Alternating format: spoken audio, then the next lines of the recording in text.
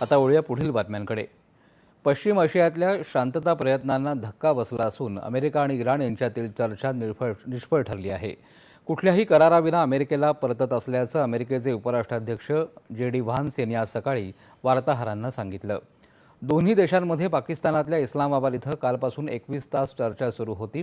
अमेरिकेने इराणला आपला सर्वोत्कृष्ट प्रस्ताव दिला होता, मात्र इराणनं आपल्या अटी मान्य करण्यास नकार दिला, असं व्हान्स यांनी सांगितलं।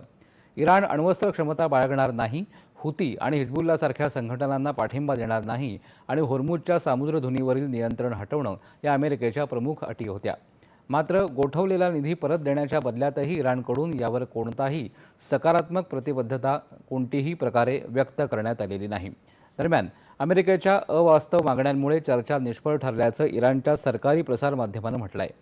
लेबेनॉनवरील हल्ले त्वरित थांबवले जावेत, युद्धात झालेल्या नुकसानाची भरपाई मिळावी, बँकांमध्ये गोठवलेली संपत्ती मुक्त केली जावी आणि आपल्या युरेनियम संवर्धनाचा इराणला पूर्ण अधिकार राहावा आणि होर्मुझच्या सामुद्रधुनीवर इराणचं नियंत्रण असावं, या इराणच्या अटी होत्या, त्या अमेरिकेनं नाकारल्या आहेत। इराणमध्ये 1979च्या इस्लामिक क्रांतीनंतर दोन्ही देशांमध्ये अशा प्रकारची उच्चस्तरीय चर्चा होण्याची ही पहिलीच वेळ होती। अमेरिकेच्या शिष्टमंडळामध्ये अमेरिकेचे उपाध्यक्ष जे.डी. व्हान्स यांच्यासह विशेष दूत स्टीव्ह विटकॉफ आणि सल्लागार जेरेड कुशनर यांचा समावेश होता। तर इराणच्या शिष्टमंडळाचं नेतृत्व इराणच्या संसदेचे अध्यक्ष मोहम्मद बकेर आणि घालिकाफ यांनी केलं। तर इराणचे परराष्ट्र व्यवहार मंत्री अब्बास अराघची यांचाही या शिष्टमंडळामध्ये समावेश होता। अमेरिका इराण चर्चेदरम्यान अणुविषयक मुद्द्यांवर सहमती झाली नसल्याचं अमेरिकेचे राष्ट्राध्यक्ष डोनाल्ड ट्रम्प यांनी सांगितलंय।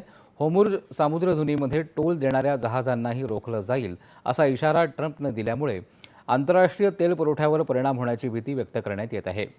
अमेरिकी नौदलाला कडक कारवाईचे आदेशही त्यांनी दिले असून समुद्री सुरंग हटवण्याचे आदेशही त्यांनी दिले आहेत। महानिर्मितीच्या 36